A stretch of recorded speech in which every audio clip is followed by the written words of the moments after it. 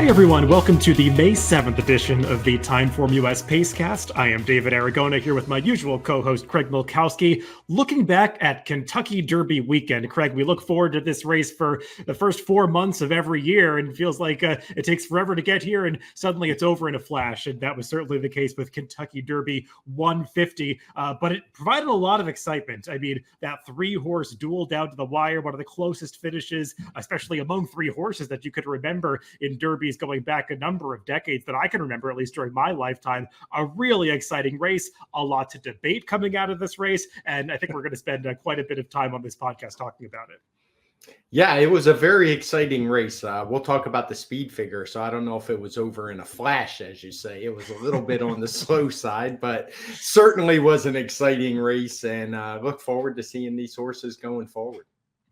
Well, I figure we'll dive right into the past performances, and I'll share my screen to show the TimeformUS chart for this Kentucky Derby. And I mean, 20 horses in the race. I'll scroll down to show some others when we talk about them. But Craig, 118 TimeformUS speed figure for the winner of this race, Mystik Dan. And it was a very close finish, as I was alluding to, 3 horses within basically a nose of each other at the wire. Different kinds of trips for these top 3, but there's no debate that Brian Hernandez Jr. was the difference maker on the winner, Mystik Dan. Just getting that charmed ride along the inside, something that looked like maybe Calvin Burrell was only capable of achieving in prior Kentucky Derbies. Brian Hernandez Jr. able to emulate him here, just cutting the corner at the top of the stretch, somehow sneaking through and having enough left to hold on in the end. Yes, it was quite the weekend for him, as we'll talk about, but that was some ride he gave Mystik Dan. It was absolutely perfect, and it wasn't like he didn't have a straw in his path. When he got through at the top of the stretch, it was pretty tight in there, and both the rider and the horse were willing to go through that tight spot. And as we see, it kind of made all the difference in the world. Just the nose margin between the other 2 horses who had arguably tougher trips. I wouldn't argue that with anybody who wanted to say that Mystik Dan wasn't the best horse. I think it's kind of a close call, but the abilities that he has to lay closer to what was a pretty quick pace and to get through that hole, I don't want to take too much credit away from him because I think he ran a really good race. Yeah, we're going to get to the 2nd and 3rd place finishers shortly, but I don't think it should be overlooked, Craig, that Mystik Dan was one of the only horses that was within the top 10 in the first half of this race that was actually around at the finish, because as you can see in the chart, the horses who were 2nd through 5th all came from well back in the pack, and the pace was fast. I mean, you see a couple of red color-coded TimeformUS pace figures and fractions up towards the top of the chart, and the pace really did take its toll on some of those other front runners.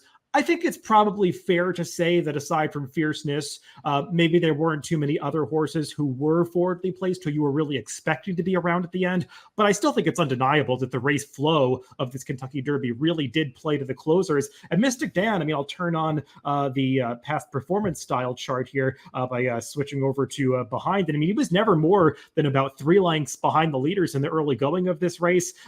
We pick it up from the half-mile pole in this TimeformUS chart, and tracking, basically moving up past the half-mile pole to be just a length behind the leader, Track Phantom, moving around that far turn and getting through, making the first move of anybody at the top of the stretch, cutting that corner. And I mean, he was up by 2 lengths really within an instant once he made that move, and we saw that same turn of foot from Mystik Dan in the Southwest, and he had enough left to hold on. He just ran really well in this race, especially when you consider the pace of the race. Did save all the ground, and I think when you factor in ground loss, you can upgrade the performances of some that finished in behind him. But like you were alluding to, Greg, I don't want to take too much away from this winner.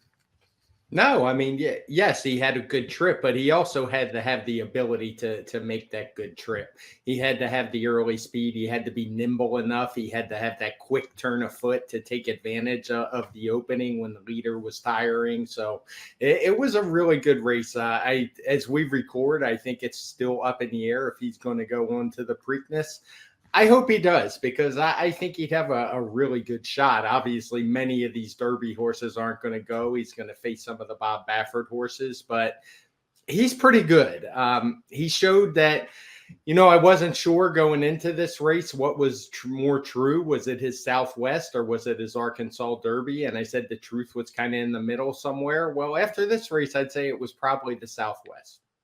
Yeah, Craig, for me, it feels like the second year in a row that I think we handicapped the Derby pretty well. And maybe we didn't upgrade a long shot who got a great trip enough. Last year, it was Mage, who we both liked things about him coming into the race and maybe just downgraded him a little bit at the last second for reasons that didn't prove to really be a factor for him. And Mystik Dan, you liked him more than I did. I think he was your fourth pick in this Kentucky Derby. But we were pretty spot on with the second, third, and fourth place finishers running well in this race. And they all ran excellent races, just unable to catch that winner, Mystik Dan, coming from off the pace. And we do have to talk about that bumping match between Sierra Leone and Forever Young through the stretch of this race, Craig. I mean, first of all, they both ran really well in the race. They got some pace to close into, but Sierra Leone, I mean, he had no trouble navigating that traffic. Speaking of great rides in the Derby, I think if Tyler Gaffalione had been able to get Sierra Leone's nose on the wire first, we'd be talking about what a great ride he gave this horse, because he really did everything right in the race, saving as much ground as he possibly could. Just couldn't get this horse to the finish, maybe unable to prevent him from that tendency to lug in through the lane, which might have cost Sierra Leone the race. And I even thought Ryusei Sakai, the jockey of Forever Young, gave that horse a good ride. I mean, from where he was in the early stages and maybe finding himself a little further back than he really wanted to be and not looking quite as comfortable being that far back with some of the kickback as Sierra Leone was early in the race. They both got their horses into the positions that they needed to be by the time they got to the half-mile pole and put on a very exciting stretch drive and fight to the finish. The stewards chose not to look at this one, let the horses settle it on the racetrack, which normally I'm a fan of, but given how tight this finish was, it was kind of surprising they didn't even look at it.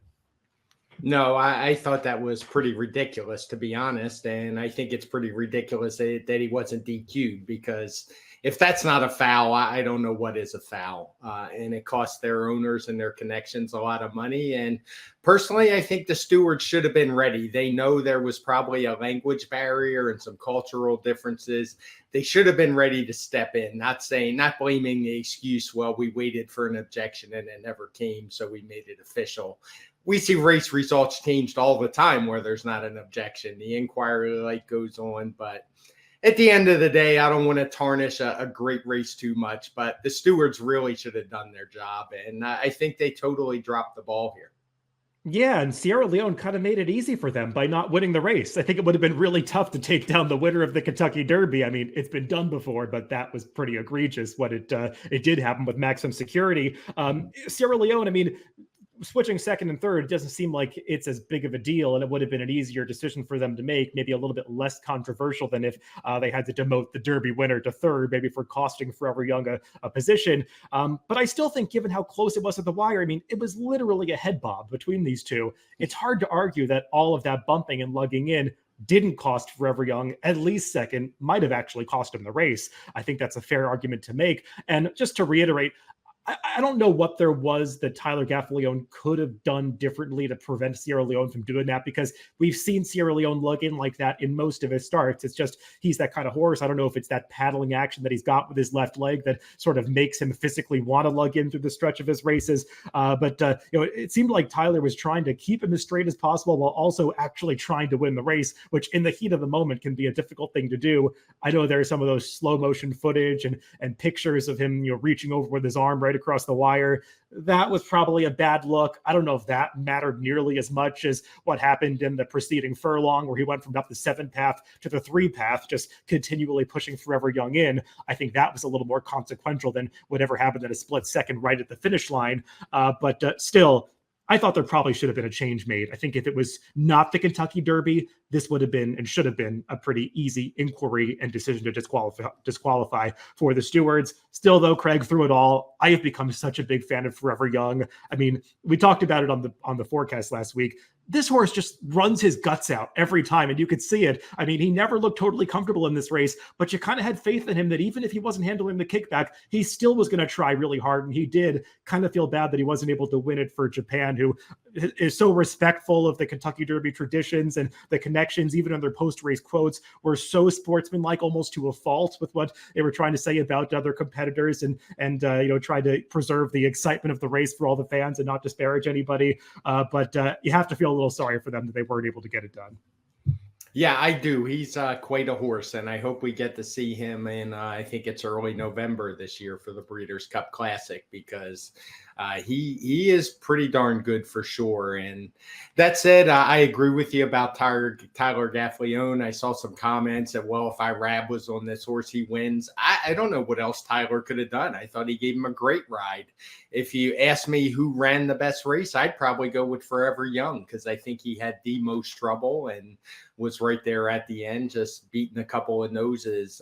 As for some others in here, I don't want to discount Catching Freedom. He ran fine. He had every opportunity to win. He had a good trip. He just wasn't good enough. Mystik Dan made that burst, and he was never able to make up the ground.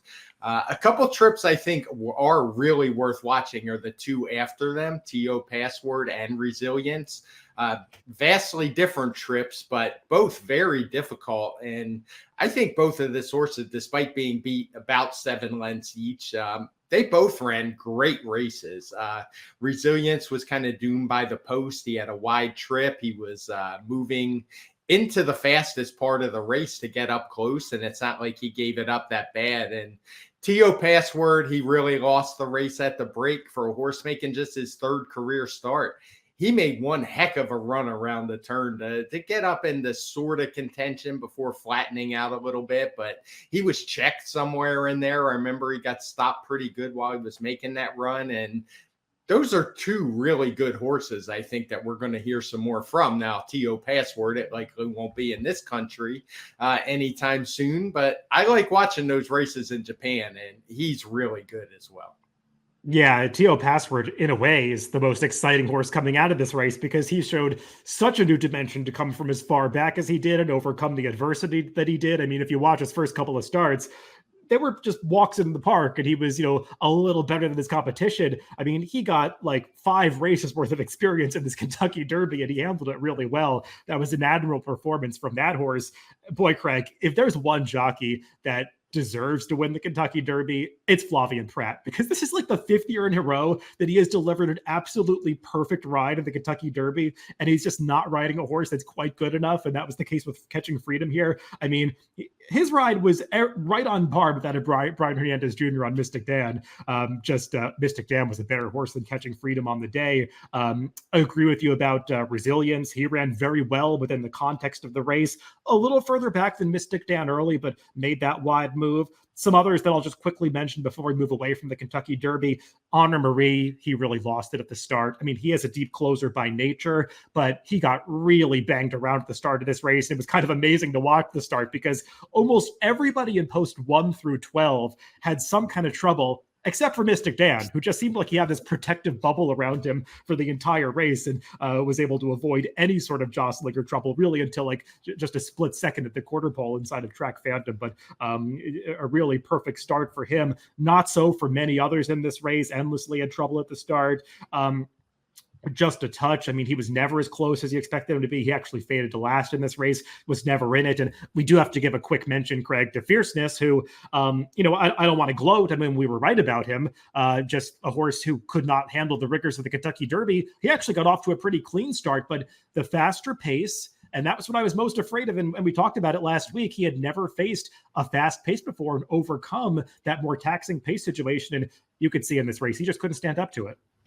Yeah, he had a fine trip, really. I mean, yeah, the pace was hot, but I don't think the Connections could have asked for a better trip heading down the stretch the first time and into the turn. And he just had nothing. So not really surprising. I saw a lot of people kind of talking about speed figures, and speed figures are one part of the puzzle. It doesn't change that he's run 2 really fast races, but guys like you and me, who both are pretty big believers in speed figures. I mean, obviously I am. Neither one of us like this horse. So there's definitely more to races than speed figures.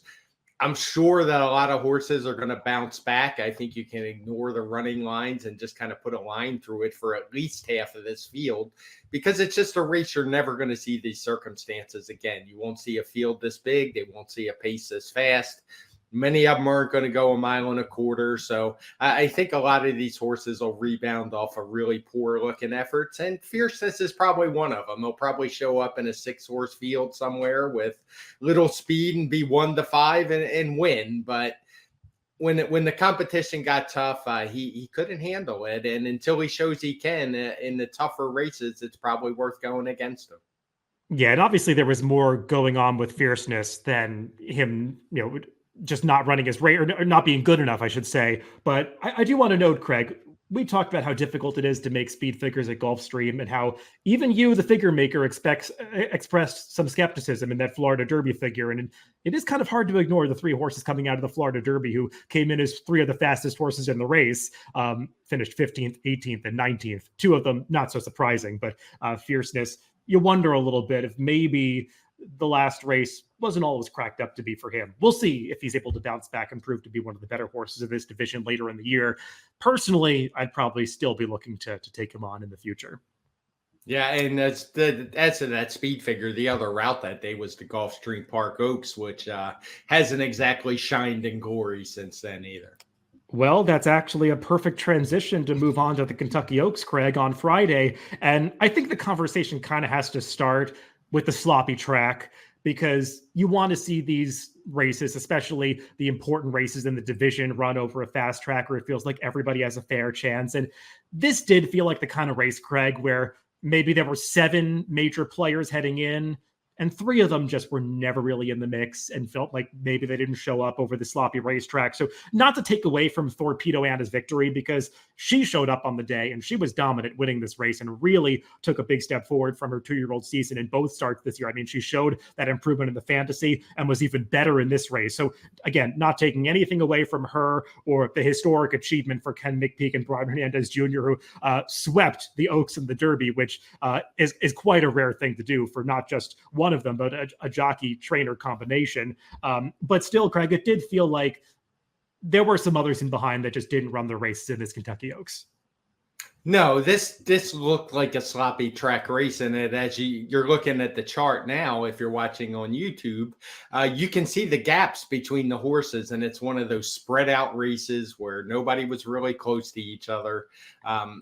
It had that feel, and I don't want to take anything away from Torpedo Anna. She was very good to me in this spot, and Brian Hernandez gave, I guess now his second best ride of the weekend. But I had commented on this day that, it's probably going to be underrated because there was nothing flashy, but I thought it was a great ride because there were a lot of horses on the outside who had speed and were going to be trying to get over.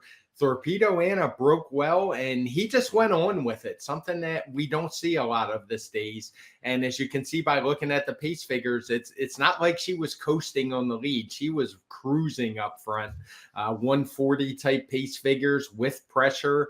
And it didn't matter. She was just way the best horse. Now, like you said, some horses didn't show up in here, but she ran good, and she is the clear leader of this division. I mean, she's had blowout wins, I think, in 4 out of her 5 starts. Some big excuses the time she ran second. So until somebody's able to beat her and even challenge her, really, because that has only happened the one time, she's just head and shoulders above everybody else right now.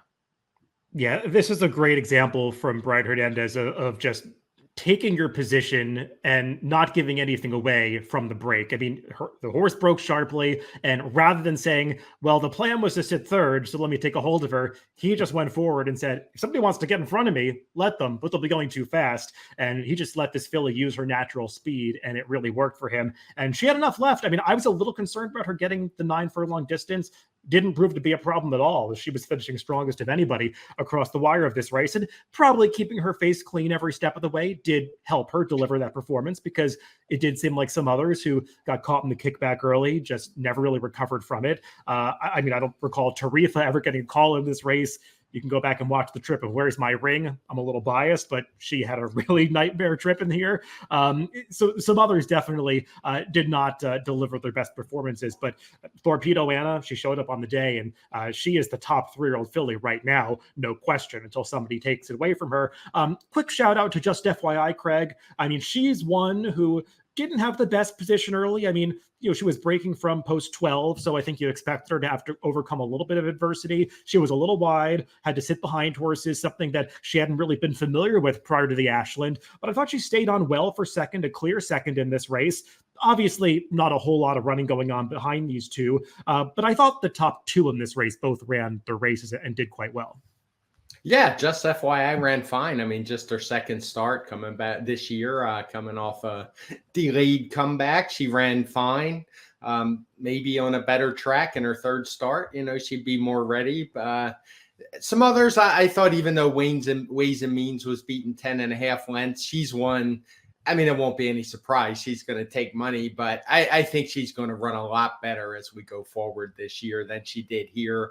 I thought she'd probably regress a little bit in this spot. Maybe this is a little bit too far for her, but I would expect big things. I would hope she'd show up in the Acorn. Maybe that would be too soon, but I think she would be a real threat in a race like that.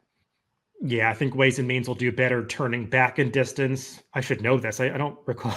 I think the Acorn's still a mile at Saratoga. I've got to look that up. I know the distances of some races have changed, but I think that would suit her better, going a little shorter in the future. And regulatory risk, her stablemate, most people discounted her, but she's one who just seems to be improving at the right time, and one who was not on many handicappers' radars getting up for third in this race, albeit with a very good trip from Jose Ortiz in a race where it did seem like saving ground was preferable to getting hung out 4 to 5 wide, which really didn't work for some of the main players in this race, like the Power Squeezes or the Tarifas, or especially Leslie's Rose, who was the most disappointing of all, fading to finish 13th in here.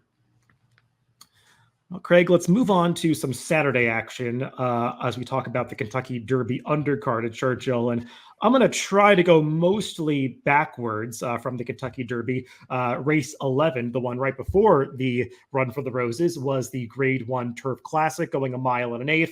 The turf course rated good. It obviously dried out a little bit from the Friday, where I think it was rated yielding, but still a turf course that wasn't as hard and firm as we sometimes see when there's no rain. Horses that had some experience or maybe some of that European pedigree definitely seemed like they relished it, and that was certainly the case with the top two in this turf classic, as Program Trading, speaking of great rides, couldn't have gotten a much better journey from Flavian Pratt, and it really mattered in the end as he won a head bob over Naval Power.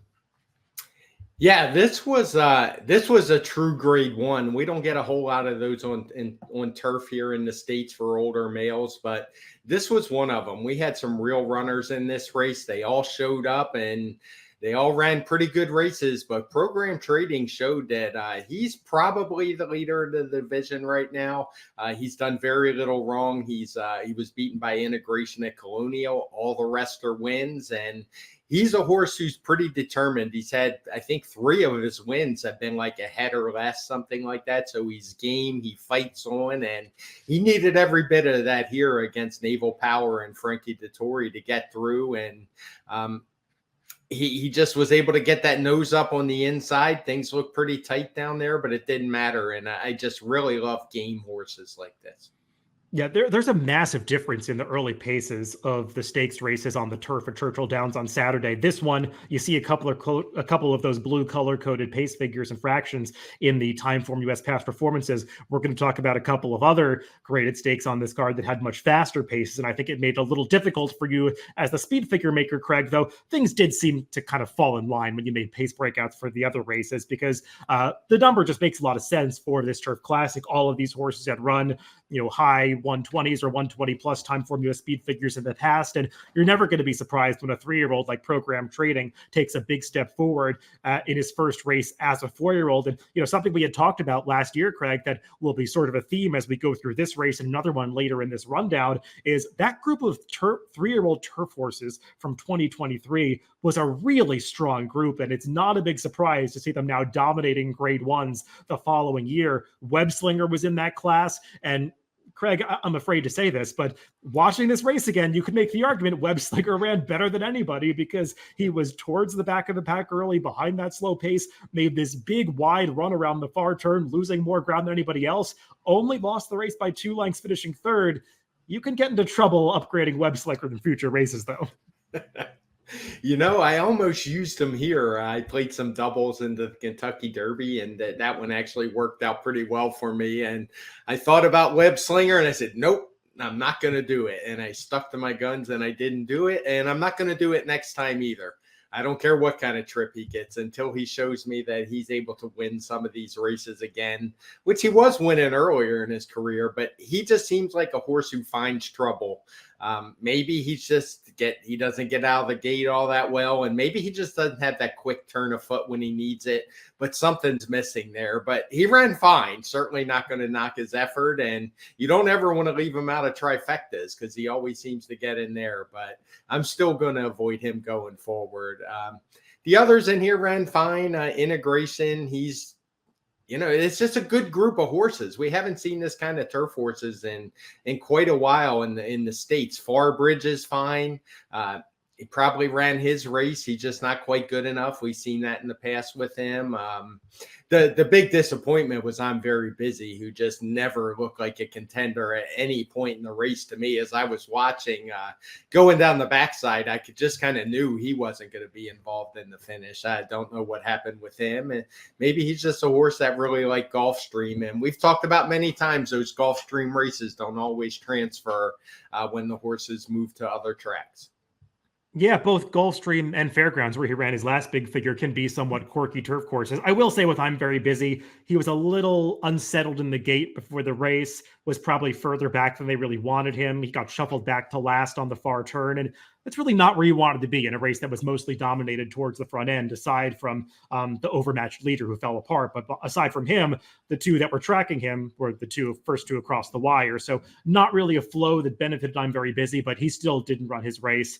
Farbridge, who I liked in the race, a horse who's got to get over his tendency to lug in, because that's been his Achilles heel multiple times, and it was again in this race. Let's go one race prior to the Grade 1 Churchill Downs Stakes, and this is probably the one of the Grade 1 races this past weekend at Churchill, Craig, that is a charitable Grade 1 event. The absence of Cody's Wish in this race, in this division, is felt, at least during this early part of the year, because some horses that finished behind him, getting minor awards in this race last year, like a Hear My Song, now battling it out for the victory this year. And it just doesn't flatter the competition that much. Not that to not Hear My Song, I actually liked him in this race, and he's a really cool horse. But it just feels like this sprint division really needs to develop some stars to kind of fill the void that has been left by a few of the retirements from last year. And maybe Gun Pilot can develop into that kind of horse. He's going to have to run faster in future starts, but at least he's developed some consistency since Steve Asmussen turned him back in distance to concentrate on these one-turn races. Yeah, he ran fine. I agree with you, though. The speed figure came back a little light. I should talk about the speed figures a little, because the track did have some moisture in it. I think it changed conditions early on in the card, but making the speed figures, it was pretty straightforward throughout the day. It was a couple races came back maybe a little slower than I thought they might, but it would have been really going way beyond trying to be creative to upgrade them. I just wound up going with the clock for all these races, and as it turns out, this just wasn't a very fast race. And as I looked at the PPs coming in, it's not really a surprise. I mean, it's not like these horses were all that fast coming in. Hoist the Gold had ran a couple quick figures, but he didn't really get out of the gate, and his race was kind of over after that. Maybe he just wasn't quite ready after shipping over to Saudi, but for whatever reason, he didn't show up. And I thought those figures were honestly a little bit phony anyway. So it just wasn't that strong of a field coming in. We've seen Tejano Twist before. He's a horse who just doesn't really do as well in the top races. He does fine when the competition's a little weak, but his kick generally seems to be muted a bit when he runs against these other type of horses. So it's just one of those, it's not a strong division, as you say. So I don't have a whole lot to add about this one. Yeah, and given the state of that older male sprint division, it's probably not a big surprise that the Derby City Distaff went a couple ticks faster. I think this was 4 races earlier, the 6th race on that Saturday card, won by Vava. And the top 2 finishers in here, Craig, she and Alva Star, are really nice horses. And it's a little unfortunate for Alva Star. I'll say that almost all of the Grade 1 races, maybe all of the Grade 1 races in this older female sprint division are run at 7 furlongs, because she feels like she'd have the edge over Vava at 6 furlongs. But the 7 furlong trip, it really does benefit that late kick that Vava possesses. And she's not some horse that has to come from way off the pace. So it just makes her really difficult to hold off in these longer races. And it seemed like Vava really benefited from getting that race under her belt off the layoff in the Madison last time, when Alva Star was able to hold her off. different result on this past Saturday. Yeah, I think the layoff was everything in this one, as we saw, because Alvastar was able to hold her off at 7 furlongs last time. But as you say, I don't think that's going to happen with a fully cranked up Fava who's ready to go. And we saw that here. She was just a better horse on the day, ran a 116 TimeformUS speed figure. That one was actually downgraded a little bit. This was just a moderate pace, even though none of the fractions are blue. It didn't really lend itself to this race having a fast final time. The horse who set the pace was a long shot that basically was kind of ignored, to be honest. They just let her go, kind of knew when she was going to come back to the field. And I think it affected the final time a little bit. But these are two good fillies. Vava, we've talked about her many times. I would assume she's probably the leader of the division at this point. Yeah, nice to see Cherie DeVoe get that grade 1 victory. She's really risen in terms of the ranks of top trainers in the country, and not a big surprise to see her operating at the highest level on this top stage Derby weekend. And Vava, really probably the most accomplished horse in her barn right now. I wonder if I know my friend Andy Serling has been floating this idea because he's the horse's biggest fan, but I actually think he makes an interesting point. I wonder if they would consider running Alvastar against males, just to get her a 6 furlong race, maybe a race like the Vanderbilt at Saratoga, because I don't know if she could turn the tables on Vava in a race like the Ballerina. And given the state of the older male sprint division, Alvastar could be really interesting in a race like that. Yeah, I agree. We've talked about how the sprinting males just aren't that strong. We've seen plenty of times in the past, maybe not the recent past, but where fast fillies are able to compete with males pretty easily when they're good enough. And she seems like one that is definitely good enough. I did want to give a quick mention to Flying Connection. I'm just a fan of this filly. She seems to show up and run her race all the time. She trained by Todd Fincher, I believe, the New Mexico guy. She's won a lot of races out there. Same guy that trained Senor Buscador. And she's one that just shows up every time. She cut back the one turn here after a good second in the Apple Blossom. She's just one I really like, and I'm hoping that she pops in one of these big races one of these days. Well, Greg, you can have Flying Connection. I'm going to take Sterling Silver. She's my pet out of this race, and she's been my pet for a little while, but 6 to 7 wide trip around the far turn. Hard to be successful when you're trying to close against horses like Vava and Alvastar. I thought she ran pretty well considering that journey, and I'm hoping she's got a big race on her resume, or gets a big race on her resume later this year, because she was the unfortunate horse that got disqualified in that Gallant Bloom last year, and I think she's good enough to win a graded stakes down the line.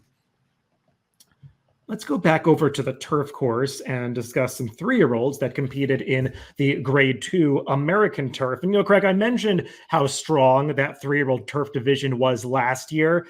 Not sure it's quite the same story this year. I want to say the American turf got a TimeformUS speed figure around 120 last year.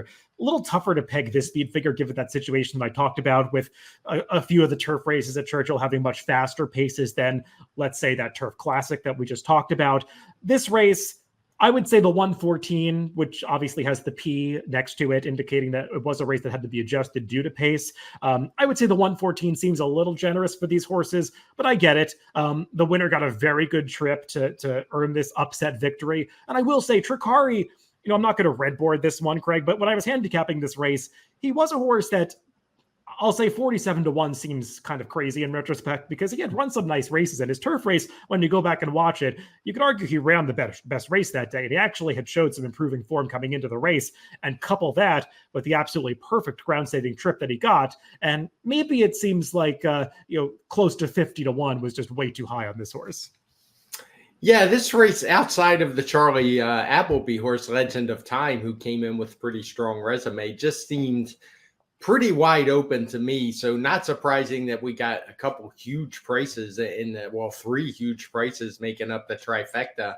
I would say some of the others were just disappointing. Legend of Time obviously was disappointing. Looked like he had a fine trip to me, had every shot and just wasn't able to deliver. The pace was fast, as you know. We did downgrade this one quite a bit. The final time figure was like a 122, I think is what I see on the screen. Yeah, had to squint a little, don't have my glasses on. But yeah, it's one of those. I think this division is still pretty wide open, and it wouldn't surprise me if some of these horses take turns beating each other going forward. I mean, Tricari got a really nice trip inside, being able to get through off that fast pace. But he was the best horse on the day. It's not like he got up to win by a nose. He was fine. Just not sure what to make of this group so far. It did feel like a race where trips were very important. When you go back and watch this one, the first, second, and third place finishers, who were all big prices, rode the rail for almost their entire trips until the stretch. And not that there was some big rail bias on the turf at Churchill. I think you do want to look for that stuff when they take the rails down for the first time, which was the case on Saturday. But saving ground is just always a good thing on the turf, and those top three all were able to capitalize on those ground-saving trips. Just quickly, Craig, with Legend of Time, I think he's a horse that needs cover, and Frankie Dettori just was never quite able to get him back after a fast start. Sometimes you don't want to go forward with a horse and play the break like that, especially one with Legend of Time who can get a little bit too keen in his races. And he wasn't rank, I would say, but he was just a little too fresh, and I think it detracted from the late kick that we had grown accustomed to seeing from him overseas. Just not able to deliver that kind of finish on the day at Churchill. Let's stick with the 3-year-olds, but move back over to the dirt course, and we'll talk about the Grade 2 Pat Day Mile. This one shortening up to the 1-turn mile distance. Fast pace here, Craig, but not a fast pace that fell apart, as actually the winner, Seize the Gray, got an interesting trip where he was actually between horses contesting the pace early. Jamie Torres, his jockey, allowed him to drop back around the far turn, sort of seeming like he was going nowhere in upper stretch. But once he found some daylight back towards the inside, altering course back into the 2-path, he found another gear and was able to rally on for the victory. It was a race where they went very fast, and it seemed like the entire field was slowing down towards the end. But take nothing away from Seize the Gray, who had just seemed a little overmatched in a few of the Derby preps earlier this year, and turning back in distance against a softer field really worked for him. Yeah, it did. He was one I actually liked a little bit last time out in the Bluegrass Stakes. He didn't really show up that day, but it's Wayne Lucas, and he's just going to keep running his horses. They're going to be fit, and he was the one that was able to handle that fast pace. It's one of those tricky races where, I mean, there's no doubt that the pace was fast. But I also think it's a case where all of the best horses, like much the best horses on paper, were the ones showing the speed. It was kind of a stretch to get to any of the others. A few of the horses weren't able to handle it, but I think the right horses were there at the wire. You could argue, I would say Vlahos, who finished a good third in just the second career start off a big maiden win, maybe even ran the best race. But it's close call. It was fairly tight at the finish. I thought all of the top three ran fine, but as a speed figure shows, it's not a race that's going to blow anybody away. It's not like I would want to run these horses back and take a shot in the Preakness or anything. I don't think any of these are really Grade 1 types at this point. Well, according to Dwayne Lucas, unsurprisingly, we might see Seize the Gray in the Preakness. And I wouldn't blame him, Craig, because given the way that field seems like it's shaping up, you probably do want to take a good look at the Preakness if you've got a talented 3-year-old, which is a graded stakes winner. I don't disagree about Vlahos. He seems like a horse that could be very dangerous if they turn him back a furlong in the Grade 1 Woody Stevens going 7 on Belmont Stakes Day. That seems like a race that would just fit him to a T. I don't know where else they would go. I imagine that'll be the next target for him. Top Connor, who was another horse who took money in this race, banged around at the start, probably further back than they really wanted him. But like you said, got pace to close into. But even though he was, 11th early, he was only 4 lengths off the pace. So it's not like there was any closer who was way back that was there to really capitalize on this race coming apart at the end. I don't think we even mentioned the runner-up Nash, who is a good yardstick for speed figure makers because he typically runs fast numbers, but is just a couple of the best 3-year-olds out there. And he ran his race. He was a little wide, but Nash is just a horse that has developed a little bit of a habit of underperforming slightly from what the expectations have been, given the connections and pedigree around him. Let's move back over to the turf course, and we'll discuss another race, Craig, that has that P notation for the speed figures. Again, difficult to compare the final time of the Grade 2 Distaff Turf Mile to the Turf Classic run later in the day, given the wildly different pace setups and given how fast the pace was in this Distaff Turf Mile. not a big surprise that it completely fell apart, and that really benefited a trio of Chad Brown trainees. Yeah, Chad had to be happy without this outcome, and I know he was because they were showing him in the box with your friend and mine, Andy Serling, who was there. And yeah, it was a nice setup for those horses as things got a little crazy up front. AG Bullet was going really fast for Junior Alvarado. Got some pressure from Walkathon, maybe a little prematurely, and that really seemed to speed up the race. And yeah, those three all ran fine. Chili Flag, she's one that's I haven't been the biggest fan of, but she just always seems to show up and run pretty well.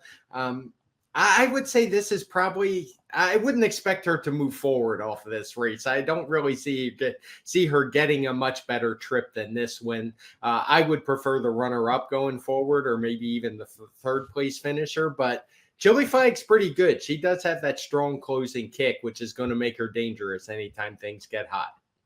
Yeah, I've been underestimating Chili Flag a little bit. She's gotten some very favorable pace setups, but I thought she might be a couple of this field, and she was able to get the job done.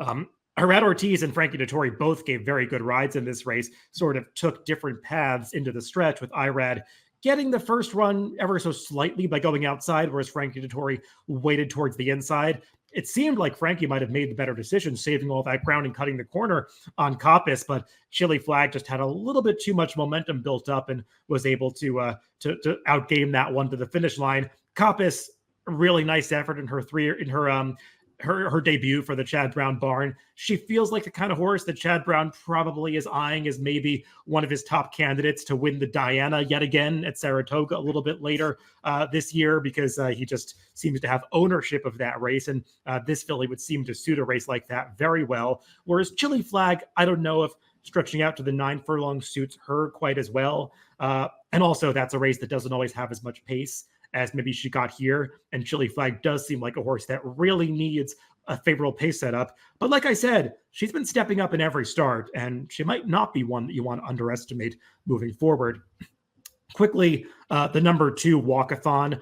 I thought she ran really well within the context of the race because, like you said, it completely fell apart. She was applying pressure to that leader who really collapsed at the top of the stretch of this race. And Walkathon actually opened up to the 8th pole and just didn't have enough left to hold off the top 3 or 4 that were really motoring after sitting well off that pace early. But I think Walkathon is subtly another horse that has been taking big steps forward over the course of this season. And she's one you might want to take a look at next time in a more favorable pace setup. Yeah, I totally agree with that. I mean, you're not going to see a lot of pace figures in the 150s where they're contested like this race was. Let's move on to another turf stakes event on this Saturday card. That was the 5th race, the Grade 2 Turf Sprint, 5.5 furlongs on that grass course. Large field here. I think 14 ultimately did go to post, though the winner, Cogburn, who was the 14, broke from post 13 after having one scratch to his inside. Not sure post really made a difference with this horse, though, Craig, because he was such a dominant winner of this race, and I was a little worried that he might get hung out with a wide trip from that draw, even though he had competitive form coming in. The draw didn't matter at all, though, because he sat 3 wide and was still much the best horse on the day. This guy had shown a lot of improvement when he switched over to the turf last summer for Steve Asmussen, and the way that he came back off the layoff here, he's going to be a terror in this division moving forward. Yeah, if I had one horse I could kick myself over the weekend for not betting, it's probably this one. I just kind of missed. I'm one who always says draw a line through the Kentucky Downs races when horses ship elsewhere. It's the one time that he lost on turf, and he was just dominant. I mean, there's no doubt about it. There was nothing great about the trip. It was fine. He has good early speed, and he blew the field away, and the speed figure kind of reflects that 125 for a turf sprint. We don't see a whole lot of those. Definitely seems like a grade 1 turf sprinter. We don't have a lot of grade 1 turf sprints in this country, but this guy is clearly really good. Yeah, and one of the grade 1s in this division, the Jaipur at Saratoga, Obviously that Belmont meet at Saratoga, it's going to be 5.5 furlongs instead of 6 this year. And I think that could even work more in the favor of a horse like Cogburn, who did earn a big victory going 5.5 at Saratoga last summer. So yeah, he returned in top form here. Obviously was training well coming into this race. Post position, not a problem. And he figures to be pretty tough in any turf sprint moving forward. Let's move back over to Friday, Craig, and that Kentucky Oaks card on May 3rd. And we'll talk about some of the undercard races there. And we'll begin earlier in the day with the grade 1 on that undercard, the La Troyenne. Again, like the Kentucky Oaks, this one run over a sloppy track, though I don't think track condition really mattered very much to the winner of this race, Idiomatic, who was a champion last season, won, I think, 8 races in 2023, culminating with that Breeders' Cup Distaff triumph, even attracted some support for Horse of the Year when all was said and done at the end of the year, and come back off the layoff here, Craig, and won this race by just under 4 lengths, and on the replay was just kind of toying with this field. Yeah, she's really good. I mean, it looked like she might have some competition going in. This is a pretty strong field, pretty mischievous. We saw her have a good season last year. But before things, I think she was one of those late scratches Breeders' Cup week. Kijira, who we saw was running big figures at the end of last year, didn't really show up here. And Idiomatic was just, like you said, she kind of toyed with the field. 119 speed figure, which is a little below what we saw from her, but that's kind of what I'd expect in her first race and what I guess it's been 6 months now. So really impressive return to the races, and good luck to the distaffers trying to beat this one this year. Yeah, I mean, she didn't even get the most comfortable trip early. I never like when front runners are sort of alongside, but half to 3/4 of a length back on the inside of another front runner, which is how she was traveling inside of Darth Vader. Didn't matter to her. She just moved on through when she was comfortable or when Florent Giroux needed her, and looked like she was going to get a challenge at the top of the stretch. As soon as he got into her, she just elongated that lengthy stride of hers and was able to bound away from this field. So she is really good. A mile and a 16th, a mile and an eighth, a mile and a quarter, doesn't matter. I mean, distance is no problem for her. So she'll be tough in any race that she contests moving forward in this division. Pretty mischievous, maybe just didn't step forward from last year. It was first off a layoff for her. And Kijera, Craig, I'm going to draw a line through this one. You could tell early on she was not handling the track. She also acted up a little bit in the starting gate. So just not really on her A game, and you would hope that she'd get back to one of her better efforts from last year, maybe on a fast surface next time. Let's stay on the dirt, and we'll discuss another Brad Cox trained favorite that won going the mile and a 16th distance just 2 starts later in race 7, the grade 2 Alley Sheba, dominated by the even money favorite First Mission, Craig. And this one of the biggest speed figures of the entire weekend, though I imagine it's tough to have a ton of confidence some of these numbers over a sloppy track when it seemed like maybe the speed of the course wasn't drastically changing from race to race, but there was some rain falling and precipitation. And you do wonder about a number like this, especially for a horse like First Mission, who we had questioned whether he was really a 130 TimeformUS speed figure kind of horse when he won the Clark last year. But maybe this number validates that one a little bit. Yeah, he did not win the Clark. He got beat by Trademark that day, who was in this field. But he ran very well. And he ran a 125 last time in the Essex. It was a little trickier day than Saturday to make speed figures. I think you always have to question these races a little bit with the when it's a sloppy track, and this was clearly sloppy, but he's obviously a pretty good horse. I mean, we've been talking about him since he lost his debut to Bishop's Bay, another really talented horse who I'm going to have to remind myself to look him up and see if he's coming back anytime soon, because he was a good one as well. But in what's a pretty wide open older horse division, I couldn't argue with anybody that wanted to say First Mission's at the top of it. I mean, outside of that Pegasus where he just didn't run at all, I mean, he's run good every time he stepped foot on the track. Yeah, I think First Mission is definitely the best of the horses that didn't go over to the Middle East earlier this year. Some of those horses that competed in the Saudi Cup and Dubai World Cup, I think First Mission might struggle against them. But when he can beat up against the competition that he's faced in the last race at Oaklawn, the Oaklawn Handicap, as well as the Alley Sheba in this race, he's better than these horses. And I guess it wasn't a big surprise when he was able to get the job done at as short a price he was. I'm sorry, that was not the Oaklawn Handicap Essex or Razorback. I forget the names of them, but he won one of those prep races. I think the speed figure for this race, Craig, might have been inflated a little bit by the tactics used by the runner-up, Tio Saint-Denis, who was that stablemate of Tio Password, who ran in the Kentucky Derby so well. Both these horses delivered excellent performances. As you know, I had watched some of the Japanese races of Tio Saint-Denis, and I was not surprised to see him show the speed that he did, because you could watch in Japan, he would do the exact same thing. He was a runoff speed horse, had just been fading in those races, but he was able to carry his speed and could put a pretty good scare into this field coming to the top of the stretch. First mission easily reeled him in, was all said and done, but that horse held on pretty well for second.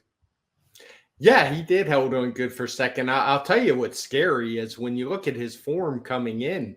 I mean, he's just kind of been getting drubbed in Japan after setting fast paces, and he was able to compete with some pretty good horses here. And it just makes you wonder, how good are some of those Japanese races? I mean, they obviously are getting better. We saw them compete well in the Kentucky Derby, but it seems like they could certainly mop up some big wins here if they ever decided to send their top horses. Let's talk about another graded stakes on the dirt on Friday. Race 9 was the grade 2 8 bells. This one going to 7 furlong distance, again over that same sloppy surface from that Friday Churchill card. Surface didn't seem to matter to the winner of this race, Craig. My Main Squeeze, who had handled wet tracks in the past, and really she just did not encounter the right kind of trip or scenario in the fantasy when they tried to get her into the Kentucky Oaks in her prior start, but she got right back on track here, and turning back to a one-turn race probably also benefited her, as she was able to validate some of those fast speed figures that she had earned earlier in the year against New York breds facing this tougher field of open company rivals. Yeah, she's a good filly. I think, as you know, you could definitely put a line through that fantasy stakes last time between the gate trouble and she didn't get out of the gate at all. Her race was over before it even started. But before that, she reeled off 3 straight one-turn wins in a row, and getting back to the one turn in the 8 bells was right up her alley. She was able to run a big speed figure here. She got a 114 for the effort, which is a career best for her. So yeah, it's a good, strong race from her. And I look forward to seeing this one go on, because she's now shown she can win outside of New York. I remember I didn't like her in that fantasy stakes, but I think I got a little lucky there, because she's pretty good.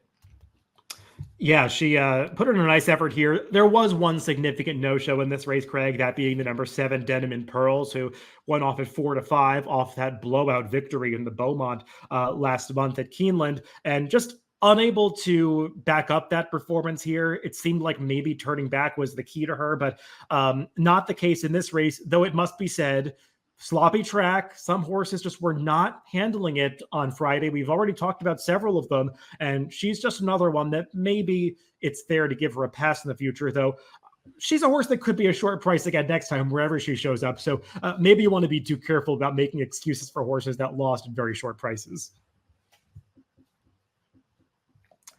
Move on to the grade 2 Edgewood. This was race 10 on that Churchill Friday card.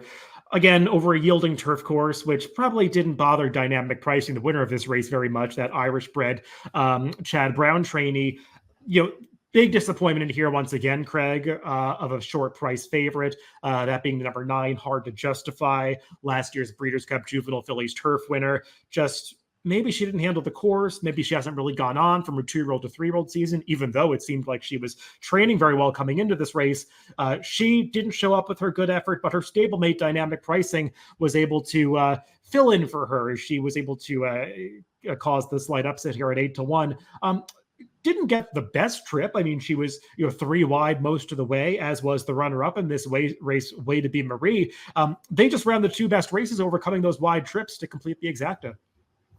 Yeah, maybe some of that was the pace. You note some of the fractions are coded in red, and maybe that hurt Hard to Justify coming off the 6-month layoff here. Maybe the pace was just a little too much. He was pressing Maxi Superfly, who was setting those fast fractions, and she just didn't have much left. And dynamic pricing just kept coming, as you said. Maybe the surface really helped her, because it looked like she was never quite going to get the way to be Marie. And then those last 50, 60 yards, she just really dug in and was able to surge by her late. So of all the horses in here, I think the footing really was good for her. Yielding, this was more like a good course to my eye. We have it rated on a 7 on the TimeformUS scale, so certainly not a firm course, but Yielding might be a stretch. Yeah, I will say dynamic pricing also did have a real excuse in her prior race, the Florida Oaks, where she was just never really in the clear and upper stretch and probably lost her best chance to be competitive in that race when I think it was Jose Ortiz was unable to find the right path for her at the quarter pole. So she definitely outran her odds here, but there were some things in her past performances to recommend her coming into this race. Craig, let's move on to some other action from Churchill Downs this past week. We'll go all the way back to Wednesday because we can't go without mentioning that tour de force off the layoff marathon victory by Next in the Isaac Murphy Marathon. This one going the 1.5 mile distance on the dirt course at Churchill. And I mean, I just love watching this horse run. I mean, not only is he that flashy gray that's so easy to spot in any race that he's participating in, but I mean, it's just great to see a horse that is loving what he's doing out there and is excelling and have connections in his corner that really run him in spots where they know he can be successful. And he's just able to run to the best of his ability. And that's the case since they stretched Next out to these marathon distances on the dirt. And he's running speed figures that are significantly higher than we've really seen in this division in a number of years. Yeah, I mean, he got a 127 here. His best, I think it's the best one he's run yet among these. My assistant did this day. He gave it the N notation, but when I looked at the card, I mean, it fit right in line with all the other dirt races. I think he was thinking just because of the 1.5 mile distance and the 3 turns that, you know, maybe he should have gave the only. I'm not sure exactly what the thoughts were, but it wasn't like it was a hard speed figure to make. So good effort by him. Good to see him come back. I know he had to miss that marathon race that they run on Breeders' Cup weekend last year, but he was able to, whatever was wrong, he was able to just keep right on trucking when he came back at the age of 6, because I might argue this was his best race yet.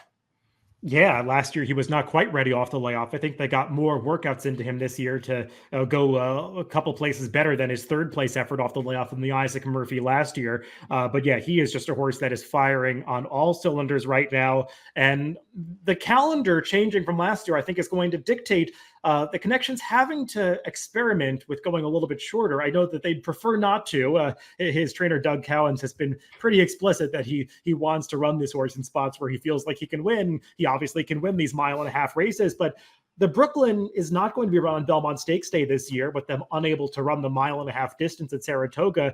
They switched it up on the NYRA calendar this year, and it's going to be the Suburban instead on the Belmont Stakes undercard, run at the 10 furlong distance, same as this year's Belmont Stakes. So I know Doug Cowan said that they're going to consider running him back in that 1.25 mile race and just, you know, trying the experiment to see if he can be as competitive and run this kind of speed figure going that distance. If he can, Craig, this horse could be a major force in the older horse division. And honestly, I don't see why he couldn't when you watch his races. It's not like he's some horse that doesn't have tactical speed. He's basically always moving right up to the front of it at that point in the race. So I think he's a good one. I'm excited to see him give it a shot. And I'm also really happy you broke the news that I'll have 2 1.25 mile races to make speed figures for on that Belmont card. That makes me smile. I know the Brooklyn was kind of the counterpart for the Belmont. So yeah, that's a good thing for me. Yeah, I'm sure they did it just for you, Craig. So Yeah. you can send them a thank you letter. All right, let's move on to one more stakes race from Churchill this past weekend. That was on Thursday. We want to talk about the opening reverse stakes, the feature from that Thursday Churchill card. This one was race 11. And we talked earlier, Craig, about that strong 3-year-old class of turf horses from 2023. Well, here are 2 more of them in Carl Spackler and Talk of the Nation, who maybe flew under the radar a little bit more than some others since they probably have some distance limitations to them, and the mile probably preferable to them than some of those races that they would run in the Turf Triple Series in New York. They skipped those events, but both of these horses are really good. They showed it last year, and coming back off the layoff this year as 4-year-olds, they stepped up to run the kind of speed figure that could put them in the conversation in some grade 1 events down the line. Yeah, no doubt about it. Maybe they're both milers, but they're both very good and very quick. Talk of the Nation, he he's been running these 120s for a while. Carl Spackler, he hasn't run as much, but when he shows up, he's really good. His couple losses that he has were to two other good 3-year-olds, and Farbridge in his debut, and Web Slinger in the American last year on Derby weekend. But he's been perfect since then with the 3 wins, and yeah, he's a good one. I look forward to seeing this. I would imagine he's going to be in some top class miles going forward. Yeah, should mention quickly, Talk of the Nation, previously with Shug McGahee, this was his first start for the Todd Pletcher barn, but ran just as well off that trainer switch. And as for Carl Spackler, I know he missed some races towards the end of last year, but he seems like a 4-year-old. Really, both of these seem like 4-year-olds with a lot of potential to compete in some graded stakes races down the line. 2 more races we want to mention from Churchill Downs, both from the Derby Day undercard. First up, we should not go without mentioning that impressive allowance victory early on Derby Day by the 3-year-old Mind Frame. This one, similar connections to Fierceness, but this horse able to deliver on Derby Day. So impressive on debut at Gulfstream, Craig, when he won by, I think, over 13 lengths on Florida Derby Day. Stretched out for the first time here, trying the mile in the 16th distance, and probably didn't get tested so much from a trip or pace standpoint, but still, this horse has a lot of talent, and he showed it on the racetrack. Yeah, no doubt about it. He had run a big speed figure, which was kind of not the easiest speed figure to make. We did a breakout, which I think made it lower than had we rated it with the other races. But I think we got it pretty close, and he showed that here. He was able to set a pretty tepid pace on the front end from the outside post. Wasn't as outside as it could have been because there were several scratches in here, and he was just way the best. And it's not like this was an easy allowance. There were some horses in here who had run triple digits in the past, some pretty talented 3-year-old. So this one's one where the future is clearly bright. He wound up with a 113 TimeformUS speed figure, knocked down from a 116 final time. And I'm not usually one who says horses could have run or should have run faster. This one probably could have run faster. It sounds like all options are open to him moving forward, including potentially the Belmont Stakes, though that would be a pretty tall order at just the 3rd start of his career. We'll see if Mindframe is the kind of horse that's up to that challenge. And then finally, Craig, I think the fastest speed figure earned by any 3-year-old this past weekend was in the race right after the Derby, the 13th race on Saturday at Churchill Downs, an allowance event that was won in dominating fashion by Raging Torrent for Doug O'Neill. I don't know exactly where this performance came from, because he had shown some talent as a 2-year-old, but was decidedly a cut below the best in his division. Went to turf earlier this year. This is his first start on dirt since the Springboard Mile last December, and he just looked like a completely different horse, showing speed early and maintaining that speed all the way through the wire to get a 124 TimeformUS speed figure. This is the one figure on the day that had me scratching my head. I probably would have had the Derby figures out even sooner than I did if not for this one. But luckily for me, they ran a 1-turn race on the dirt right after this one. So it was 3 dirt races to end the card, and it just made sense. I went with what the clock told me, the 124. I don't know where this race came from. The horse clearly had some dirtied up form. I mean, he was a horse who was running over 100 speed figures in August as a 2-year-old. So if you'd have told me this horse was going to run a 115, yeah, I could have bought it. 124 is huge. He had run here as the heavy favorite in the Springboard Mile and just got an absolutely nightmare trip that day. Was nowhere at the finish. Then he tried turf for a couple times, but getting back to dirt seemed to be the answer. And I don't know where this horse is going to show up next, but I think this speed figure is pretty legitimate. I do too. The number makes total sense for all the horses in behind him. It seemed like a quality field going in, and he just destroyed them. So I'll be very interested to see what happens with this horse. I mean, the obvious next step is a race like the Woody Stevens, where I guess he could face off against a really fast horse like Flahos that we talked about potentially being a good fit for that race. Correct me if I'm wrong. I think they're both Doug O'Neill trainees. So some interesting decisions to make there about 2 speed horses. And we're about to talk about another speed horse towards the very end of this podcast that could also create a fast pace in that Woody Stevens. So that's becoming a pretty intriguing race. We'll see how that all develops. But Craig, before we get to the end of this podcast, let's move away from Churchill Downs. Got a few more races to talk about that we'll try to get through pretty quickly. The feature race at Oaklawn Park on Saturday, and Oaklawn Park did wrap up their meet this past weekend, was the Lake Hamilton Stakes, won for the second year in a row by Skelly. And once again, Craig, I'm kind of questioning what they're doing with Skelly. They keep running in these races that seemingly don't matter that much, rather than taking on graded stakes company or grade one company and pointing for some bigger races later in the summer. I know Steve Asmussen loves to run his horses, and we love that about Steve Asmussen, but this feels like a potential championship quality sprinter, and I kind of wonder why they're running so much this early in the season. Yeah, I don't know. I guess, I mean, the money's good is the only thing I can figure at Oaklawn Park. I mean, it was $200,000 for what was basically kind of a paid workout. He had run a 130 TimeformUS speed figure last time. He got a 126 for this one. I would say I watched this race as it was happening, and I am a little concerned. He seems to be a horse who is not breaking like he used to. It's getting him into a little bit of trouble, and he was able to get away with it in this spot where, I mean, he was 1-5 in the race. There wasn't really any other competition, but I wonder if he tries better horses, if that's going to bite him, because he definitely had to rush up on the backside. He's obviously very, very fast, and even when he breaks poorly, he can make the lead. But that's the one concern I have about him right now. Yeah, he's not breaking that well and still running a first quarter in 21.34. This horse has just wicked early speed. And I wonder if those slow breaks almost force Ricardo Santana to get into him maybe more than he would really want to, and producing those extremely fast opening fractions. But he's still able to win.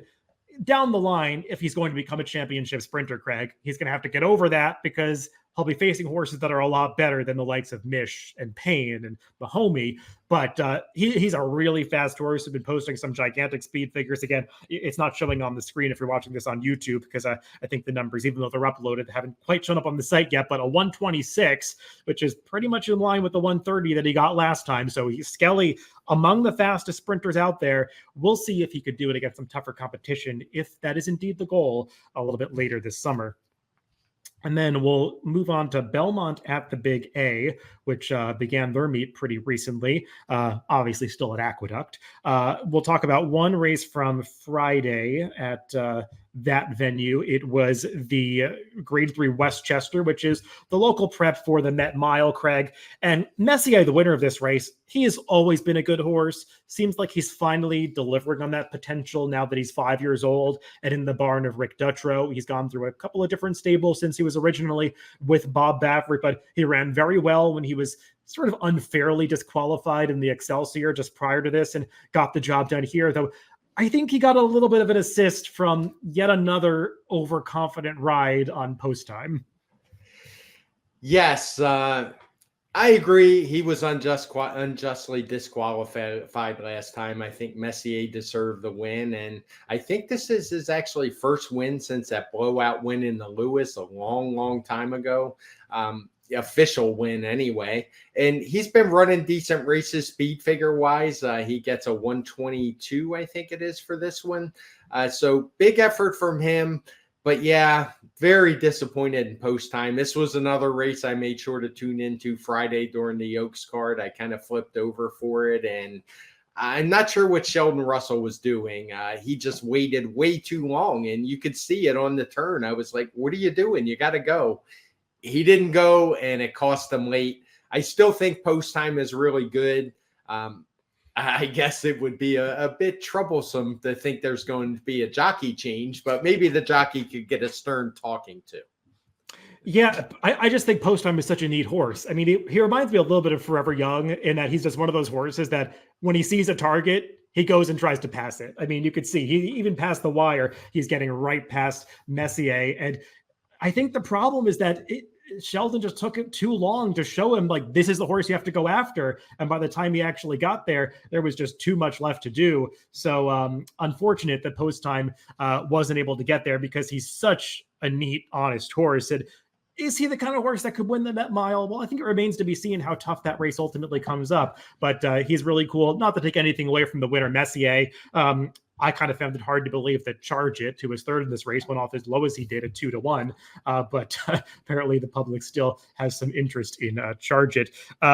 One more race from Belmont at the Big A to talk about, Craig. That is the Gold Fever Stakes from Sunday. And this 3-year-old Doncho, who got the job done here, he's a really good one for trainer Michelle Lovell. Obviously, a little disappointing when he lost that undefeated streak from Fairgrounds at Keeneland last time, but they tried rating tactics that day, sitting off Glenn Gary, who was able to take them gate to wire, but got back to setting him to the front end here, and nobody could stick with Doncho. No, he was quick, and he wound up with a huge speed figure here, a 120. I gave it the C notation. I'll be honest, I don't remember why. This wasn't the easiest speed figure to make, but as I looked over the card, I was pretty confident with what I came up with. It's one I'll monitor going forward, but I think this guy's really good. Like you said, just let him roll out of the gate. It's clearly what he does best. This is the first time he's actually went that fast. All his races before had blue fraction. So it was good to see. None of these are in red, but he set a 133 early pace figure. So he's one that can run. So I hope that's what we see from him in the future. Just let this guy roll because he's fast. Yeah, like you said, I mean, it had to run fast every step of the way here, and it didn't really bother him. He was a horse who benefited from some slow paces early in his career, but nice to see him show this new dimension bit, Craig. But now I'm thinking about how this Woody Stevens could be coming up with horses like him and Vlahos and Raging Torrent. If both of those Doug O'Neills do wind up in that race, we'll see what decisions are made. Obviously, we're a long way from that race being drawn, but starting to get excited about maybe that being a really fun race on the Belmont Stakes undercard. Yeah, no doubt about it. I mean, some of these guys are running as fast or faster than the older horses, as we saw in the Churchill Downs Stakes. Well, that brings us to the end of the TimeformUS Pacecast this week. Craig, I know you will not be with me for the forecast this week. You'll be taking the rest of this week off. I'm going to have actually Mike Beer, our DRF colleague, join me on the forecast. We're going to take a look at the Belmont at the Big A card on Saturday. We're going to have, I think, 3 graded stakes races planned for that day. So we'll see how they ultimately do card that late pick 5 sequence, but that will be the focus then. So you can look forward to that a little bit later in the week. And I know I'll still be looking forward to having Craig back with me to do the Pacecast early Tuesday of next week. Yeah, I'm looking forward to hearing Mike Beer. I'll probably hear it on delay, but just want to say shout out to my daughter. That's why I'm taking the week off. I'm going to see her graduate from Air Force Officer Training School. She decided to make the leap. She's a senior master sergeant in the Air Force, but now she's going to become an officer. So we couldn't be more proud of her. Oh, that's awesome, Craig. I'm sure you're very proud of her, and congratulations to both you and her on that achievement. Well, everybody, thanks for tuning in to the TimeformUS Pacecast this week. Remember, you can always catch these podcasts on DRF.com, Apple Podcasts, Spotify, and also now watching along with us on YouTube. So thanks for watching and listening this week, and make sure to catch that TimeformUS forecast coming up in a few days.